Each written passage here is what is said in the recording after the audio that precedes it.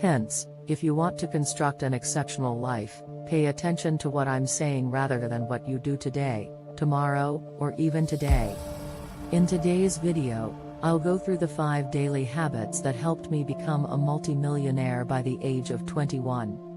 Success is the result of the everyday habits that you practice for years.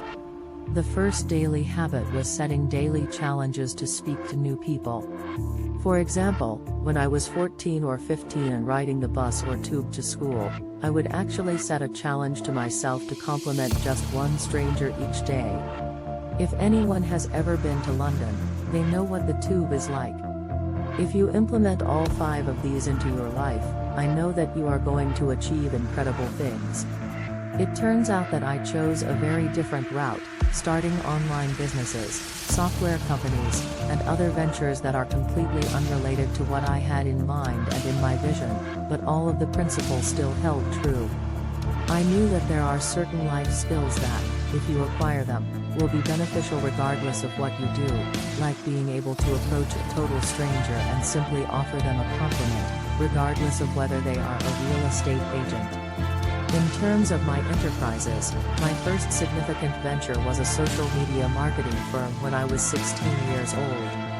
Let me clarify what I mean by saying that I didn't go from here to where I wanted to be without passing through all of these tiny milestones.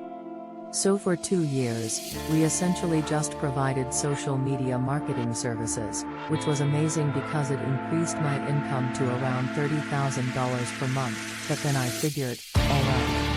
The following step, the following iteration, the following vehicle is to pivot and switch to an advertising agency. Once I did that, it wasn't immediately, it wasn't an instantaneous, it took time, it took effort, but relatively quickly after that I started hitting $100,000 profit with the agency.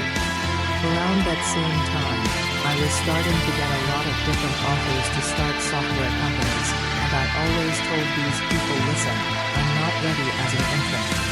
I no longer recommend certain business models because I'm in a different stage of life.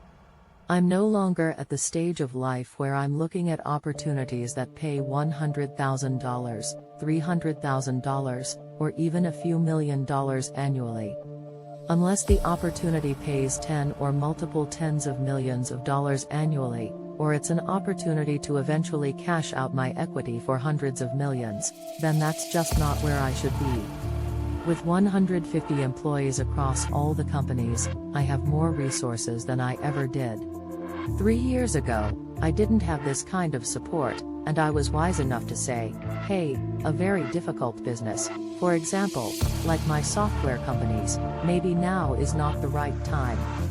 Maybe let me stick to some of the easier business but now I have people in my corner for every single problem that the businesses may face. Whatever it is in life, rather than consuming, you must create. I also believe that when it came to business, I was always very cognizant and aware of what things was I using in my life that was bringing me value.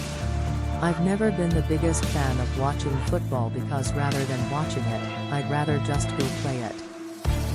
I don't know, for me, rather than scrolling through TikTok or YouTube, I would rather just create content myself. We all awaken, feel depressed, get hungry, experience highs and lows, and so on. The only things that separate us are time and discipline, and if you can do those 2 things, if you can stay in the game for long enough and be disciplined, then listen, you'll probably make my 8-year business journey look like nothing in comparison to what you're going to accomplish. Another thing that you need to understand is that once you reach a certain position in life, for instance, with me and the team that I have supporting you can expect things to change. It's really rather tough to lose since winning is almost a given. It's kind of like, listen, if you were given $100 million and you weren't an idiot, all you had to do was just not lose it. Or, if you were given $500 million, all you had to do was just invest it in the lowest risk possible stuff and you are going to succeed, you're going to be fine. That's kind of how life gets to a certain point. Once you reach that point, you have so many connections, the right people in your corner, and that provides. Please remove me from my pedestal because I should not be there. I am human, just like you, and I have made and will continue to make mistakes.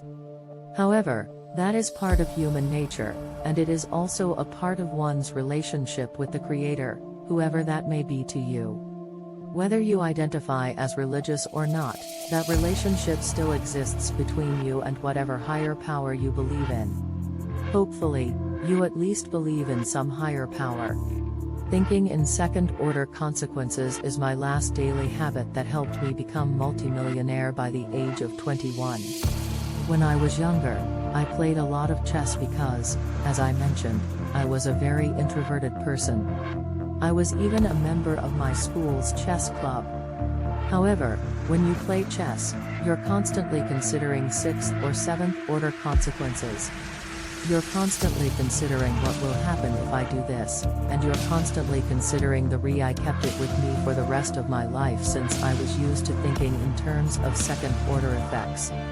Most people consider, for example, whether to spend $2,000 on a TV, but they don't consider the second order consequence, which is that if you spend that much money on a TV, you'll feel obligated to use it.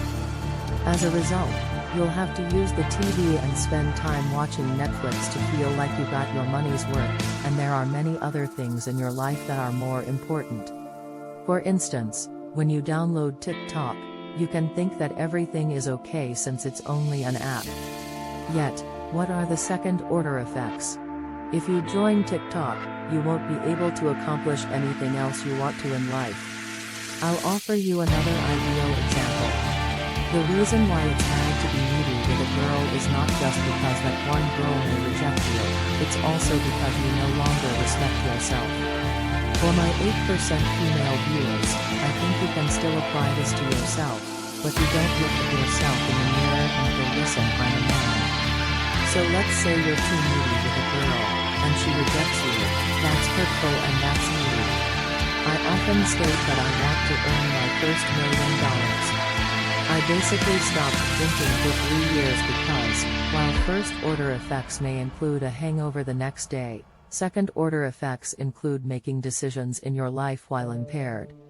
Third and fourth-order effects of making decisions while insane can be even more disastrous, so please just understand this concept of second-order effects and implement it into your life on a daily basis, ladies. I hope you pay attention to and put into practice these teachings, and simply keep in mind that I'm cheering for you on from afar as always.